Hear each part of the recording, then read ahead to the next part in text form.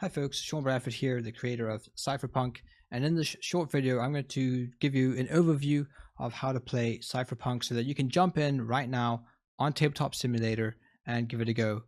So for those who don't know what Tabletop Simulator is a way to play board games on Steam, and I've created a workshop. So all you need to do is go to the link which I'll include in the description of this video, and you can subscribe, and then you can download and then play the current version of Cypherpunk. I am currently updating it, so there are still changes being made. I also have a feedback form, so after you give it a go, I really appreciate if you could just offer some feedback. You can just leave a comment at the bottom of this video, or even a comment on the actual workshop itself. That's possible within the Steam app. So you will need Tabletop Simulator on Steam. This is a desktop app, but I also have a playtester account with a version of Tabletop Simulator. So if you would like to play the game, you don't have Tabletop Simulator, you're not willing to buy it, just reach out to me via the Cypherpunk community on SimpleX, and I can organize getting you access to that playtester account so you can jump in and play the game. So the first time you boot up Tabletop Simulator, it'll take a while to download all the assets, and then you'll get this URL. You just want to hit open. So this first section here, you can pretty much ignore. This is really just an area where players can use these pads to encrypt and decrypt communications, but we'll come back to this. The bulk of the game is just above here. Now, before we kind of jump into what you're looking at here, if you hit the question mark key on your keyboard, you can pop up the controls, and you should familiarize yourself with some of these. Being able to move with WASD, being able to rotate the camera by clicking, being able to shuffle cards by hitting R. So the keybinds you really need to pay attention to is WASD is to move. You can rotate the camera with the right click, flipping with F, and then shuffling with R. Those are kind of the key controls. Now, if you like me, you don't like using WASD to move, you can go up to the menu and hit configuration and then controls, and then you can change the controls here. So I recommend doing that to make the experience more comfortable for you. So in Cypherpunk, you play as a group of partisans who are seeking to overthrow a technocratic surveillance state within the City of London in the UK. This will be done through counter economics. So you'll be buying and selling contraband on the black market using encrypted communications whilst trying to avoid surveillance. Now, how you win the game is by completing one of these objections over here. The objection can be found on the top right of the map. Now, the objection card is only drawn halfway through the game, so you won't know at the very beginning what the win condition is, only after you have played a couple of rounds of the game. So each of these black cubes represents an item that must be collected to progress to the different stages. There's 3 stages. Each stage has 2 rounds within it. The first stage uses the spiral double transposition. The second stage uses the playfair cipher, and the third stage would use these shift wheels over here. The idea is that the encryption is getting increasingly more complicated and more robust as the surveillance state is closing in on you and trying to discover your identity and location. These markings on the board here represent dead drop locations. These are the areas where players will be able to pick up items which are listed on the black market once they have been decrypted. When the player moves to the location of the item, they will then receive the item, and this round marker is placed on top. So you win the game by going to various locations on the map and retrieving items. As you pick up items and you progress through the rounds, you get to different stages, and halfway through the game, you will have to draw an operation card, which is on the top right. Currently, there's 5 different operations, and each of them has a unique win condition. So that's how you win the game. How do you lose the game? You lose the game if any player's identity or location is discovered. So you collectively win the game, but you can also collectively lose the game. Your identity and location are represented through metadata. Metadata are these white cubes on your player board. Whenever you lose metadata, you would take one of these white cubes and you would then place them somewhere on your player board. There's also other areas in the game where you can place your metadata for various power-ups, but we'll get to that later. Any player who removes all metadata points of one identifier, such as your IP in this case, will lose the game. So players will want to strategically remove various elements of their metadata not to expose any of their sensitive information. Now, reviewing your player board, on the top left is your player name, On the bottom right is your starting Monero. Each player starts with a certain amount of Monero, which will allow them to buy items on the black market. The starting Monero and your current Monero also determines which player goes first. Your movement is represented by these blocks here. Your starting movement is represented by the highlighted blocks. So for example, Walsingham can start the game by moving 4 spaces. If Walsingham was to lose a metadata and place it on this space, he would then be able to move 5 spaces. You also have special abilities which you can unlock through metadata, and these will unlock various power-ups that you're able to achieve with the description being listed there. On the top right is your configuration. At the top of the board, you will find configuration cards. I'll draw one here as an example. Both of these conditions will need to be met in order for this card to be drawn. One player must meet one side of the conditions and another player must meet another side of the conditions. So for example, if Walsingham had placed a metadata here, he would have satisfied the right side of this card. And let's say if this player was to have put metadata on these spaces, they would then satisfy the left side of this card. Then this card would be able to be drawn. When the card is flipped over, there will be an ability that you can do, and then this metadata will be discarded. And then on the bottom left is an item card. Each player starts with one item card. The item card has a description.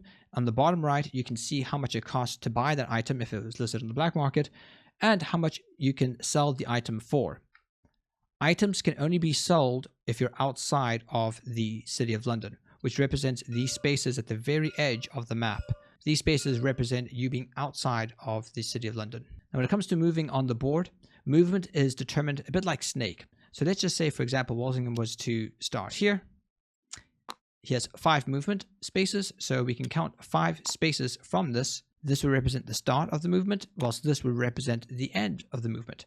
So moving 5 spaces, 1, 2, 3, 4, 5. This player will be able to move there, and then should their turn come around, they'll be able to then move to this dead drop location and be able to acquire an item there, should an item be there. Now, one way in which players can lose metadata is through triangulation. So if a player is, let's say this player is seeking to move up in this direction, another player is seeking to move in this direction, which we will represent with these cubes. If this player was to move here, they would have intersected this player's movement path here and would lose 1 metadata. You lose 1 metadata for each intersection you have with other players or even with yourself. So for example, if this player decided to move backwards, they would then be moving through 1, 2, 3 spaces to get to this space here, and they would have lost 3 metadata to simply move from here to here. Finally, you have this player aid, which will tell you the steps of play and also what the different cubes on the board represent. On the top right, you'll see the surveillance board. This represents the enemy's advances in surveilling you, seeking to find your identity and location. As the rounds progress, the surveillance will increase. Before we cover how this works, let's first talk about the black market and how items work, because this will put the surveillance board into context. So for each stage, there are different keywords. Keywords are what you use to find the location of items. So if you shuffle these, when starting a game, you then draw your first keyword. These cubes at the bottom represent the surveillance resistance that this keyword gives players. The 5-digit scrambled words here is ciphertext. You will use this keyword to decode this ciphertext into plain text. Each of these encrypted words represent the 5 different slots within the black market. So when you first start the game, you will draw 5 item cards into the black market, and then in order to find where they are on the board, you will have to decrypt these words. For example, WNSUC on the very left would represent this card, and YCOCM would represent the 4th slot, which is this card, so on and so forth. On the bottom right, you can see the amount of Monero needed to purchase this item, and also the amount that you can earn if you choose to sell the item. So for stage 1, you will be using the spiral transposition cipher. So here is the alphabet for this, and as you can see, the keyword has already been inserted, which is info. So we have INFO, then we have numbers going from 1 to 9, and then we have the alphabet, with the keyword items removed all the way to Z. So it goes like this in a spiral. Now, this is a very simple transposition cipher where this exterior line and this exterior line relate to each other, and the inner line and this inner line relate to each other. So, for example, W, which is here, would equal P, and N, which is here, would equal E. So we know that the first two letters is P and E. Then we have S, which is here, which equals T. U, which is R.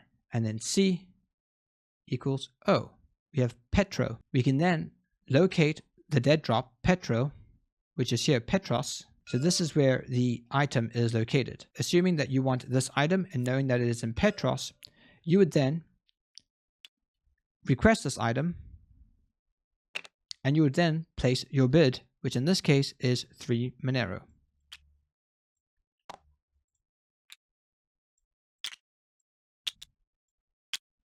If another player also wants that item, they too can place their bid, and if they were to place 4 Monero and outbid you, they would win the item. This player does not have enough Monero, so they can't contend for that item. If you lose the bid, you're able to take your Monero back. Now, before you start moving to the location, the player with the most Monero in possession after bids can determine if they want to enhance this encryption. Enhancing the encryption will give you a side mission to complete, but it will also improve your surveillance resistance. Now would be a good time to explain what surveillance resistance is. These 8 boxes here represent the surveillance resistance that this card affords. So for the first round, you have 8 surveillance resistance. So imagine that these are all filled up. So we have 2 columns and 2 rows here. This column, the rows have been satisfied, so at the end of the round, players will not lose metadata. If these columns were not satisfied, and we had something like so, players would lose metadata. But our keyword currently gives us 8 metadata. What this means is that we need 2 more surveillance resistance in order not to draw a surveillance card at the end of the round. Surveillance cards are these cards here. These are very nasty cards that can greatly hinder your progress in the game. You don't want to draw these cards. So if players were to lose metadata, instead of powering up their movement or an ability, they can instead place their metadata here. And if this condition is met, then they would not draw a surveillance resistance card. Note that at the end of the round, all of these data points are discarded and a new keyword is drawn. Another way in order to fill this remaining surveillance resistance is to enhance the encryption. The player with the highest amount of Monero after bids can choose to enhance the encryption. In this case, it would be Cecil with 5 Monero. Now, if there's a draw in Monero, for example, if these 2 players are the only players playing, both of them have 3, then you default to the player with the highest starting Monero. In this case, it would be Cromwell, who starts with 3 Monero, while Tyndale only starts with 2. And if Cromwell chose to enhance encryption, he would flip this over, and on the far right, it tells us the additional surveillance resistance we would receive if we meet this condition of the enhanced encryption. If we do not meet this condition, we will lose these 2 metadata points. And in this case, these 2 would be removed, which wouldn't change our fate too much. So enhancing the encryption at this rate would be something worth doing. Whilst if this condition was met, 2 additional metadata points would be able to be placed on the board. And then for this particular round, the surveillance cards would not be drawn. So assuming that Walsingham wants to move to the first location, he would place his starting movement here. And let's assume that he moves 4 spaces. We'd go 1, 2, 3, 4. Face scanning towers are represented by these black cubes. The player would have moved into this location whilst also landing on this space, which represents this location as well. So this player would have lost 2 metadata by moving to this space. You lose metadata whenever you enter a new zone with face scanning towers. These red zones cannot be passed through. The red zones represent identification zones. The only way to pass through these zones is with a fake ID, which you can obtain through the black market. Let's say that Cromwell was also playing and he wanted to receive this item, and let's just say that we encrypted the word and it happened to be in this location. Cromwell would then move from here to that location, And once they hit that location, they would pay their respective Monero, which they would have put on their bid, and discard them here. Then they would receive this item. They'll also go to the top left and take the round marker and add it to this dead drop location. If another player was to make a dead drop on this location, they'll lose 1 metadata for each round marker on that dead drop location. So essentially, the more dead drops you do in the same location, the more metadata you will be losing over time.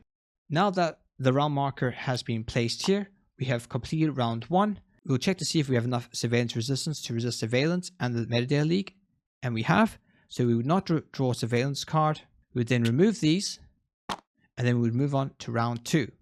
Now for round 2, we will have to fill this row and this row, as well as this row and this row.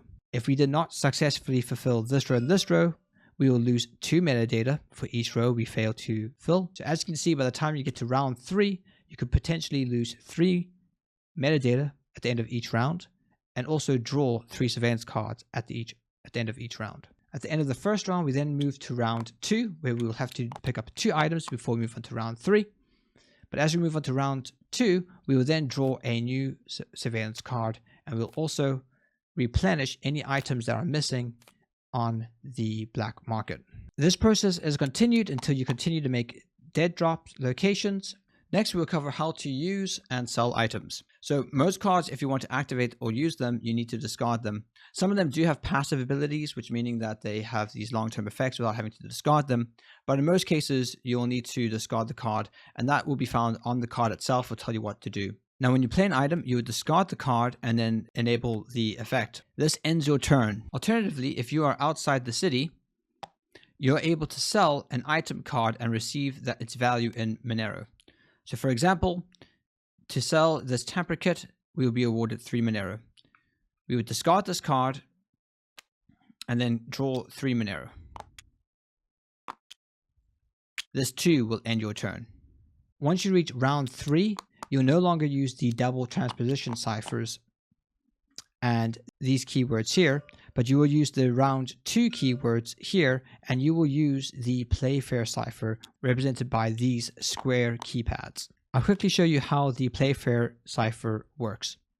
With Playfair, as you can see, there are 4 encrypted letters. We group these into pairs of 2. So for example, UP and QE. We find the first pair, which is UP, which is here, U and P. Now, because these 2 words are in the same row, we then move 1 letter to the left. So U in this case becomes P, and P would become E. Then we have Q and E. Q is here and E is up here. And if we form a box that connects Q and E, we will be able to work out that Q becomes T and E becomes R. If the letters happen to be on the same column, you would then go up. So for example, if the encrypted letters were D and S, D would become L and S would become K. So if it's on the same row, you move to the left. If it's on the same column, you move up. And if they're not on the same row or on the same column, you then form a square and you select the opposite. You'll notice that as you increase through the stages, the surveillance resistance on the cards increases. So for example, stage 3 cards have the highest amount of surveillance resistance, but there's also the most to lose at the end of the game. So for example, on this card, without even having to enhance the encryption, all of the markers on the surveillance resistance board have been satisfied. So if we chose to enhance the encryption and we got 6 extra encryption, we can then fill these spaces at the bottom. These spaces can only be reached with metadata, either through enhanced encryption or through leaked metadata from player boards, once all of the cubes in the surveillance resistance board have first been met. These are very powerful abilities that usually only have a one-time effect, or they have a permanent effect that affects all players. So finally, for the stage 3 encryption, we will be using the cipher wheel. Because these cipher wheels are a little bit awkward to use on Tabletop Simulator, you're welcome to try and use these. It's by hitting the rotation key. I've mimicked this cipher wheel with a video on YouTube, which this iPad here represents. And if you hit play and hit the spacebar to pause. And then using the period and the comma key, you are then able to shift frame by frame. And as you can see, you are then moving or shifting the cipher wheel. The one at the top represents the outer rim, these two, and then the one at the bottom represents the inner wheel. Now, using either pen and paper at home, or you can use this decrypt pad that's included within Tabletop Simulator. And on this decrypt pad, if you right click and then hit the description, you're then able to type on this card. So what we want to do is we want to write out the keyword, which is black chamber, in groups of 2. Then underneath, we want to write our ciphertext in groups of 2 as well, until you got something like this. So for the first pair, we have the keyword BL and the ciphertext of VI. BL represents the configuration we need to put the wheel in order to find out what the meaning of VI is in plain text. And what happens is that we move from the outer wheel to the inner wheel, outer wheel, inner wheel. So we skip as we go along. So using the video, we need to connect B and L together. Using the period key, I am shifting the wheel until I find L. So here we have B and L. In this wheel, the white bar represents plain text, whilst the black bar represents ciphertext. So now we need to find the ciphertext for VI, and we can work out what it is. So V becomes M, and I becomes A. So the decode using this keyword is MA, which I've now written underneath. Now, using the inner wheel, we need to configure A to C. So here's A. Using the period key, I'm going to find C, which is A to C. Then we need to find the black encryption text and bring it into plain text. So we need to find R and G. So R, which equals M, and G equals X. So we have M, X. So the first location is M, A, M, M. Whenever a letter repeats, you use X as a null. And Mammon can be found here on the board. So this is the location of slot 1 on stage 3 using that keyword. This process is continued until all the locations have been decrypted. We have a weekly playtesting session every Saturday at 10 AM CST. You can find more details about that in the description of this video. I'd love if you could join us. It'd be great fun for you to jump in and play. In the description of the video, I have chapter timestamps, so if you need to go back and review any specific area of the game, you can do so. This serves as the digital rulebook for now until the rules are finalized and the actual rulebook is completed. This video serves that purpose for the time being. Please note that this is the game in its current form. A lot of this is subject to change. Based on playtester feedback, we'll be adjusting mechanics. Feel free to offer suggestions of how you think the game can be improved. And I really hope you have fun playing Cypherpunk. Any questions, please reach out to me at sean@cypherpunkboardgame.com or leave a comment at the bottom of this video or on the Steam page. Thanks.